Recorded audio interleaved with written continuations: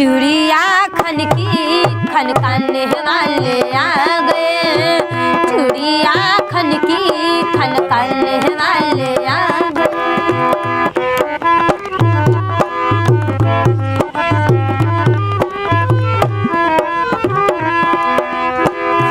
अब तो बाजा बजेगा, डोली सजेगी, राजा सजेगा, रानी सजेगी। आती है जो एक बारी रसिया सी आएगी, आने वाले आ गए, आने वाले आ गए, आने वाले आ गए, आने वाले आ गए।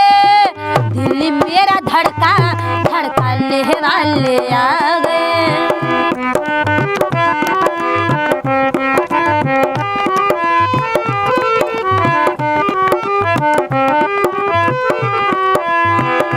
अब तो संग होंगे सजना तन्हाई में तेरी, चमकेगी बिंदिया निदिया उड़ेगी।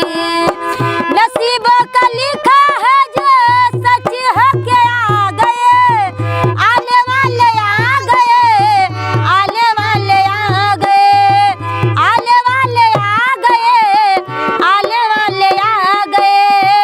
किस्मत चमकी चमकाने वाले आ गए, दिल मेरा धड़का धड़काने वाले आ गए। चूड़िया खनकी खनकाने वाले आ गए, दिल मेरा धड़का धड़काने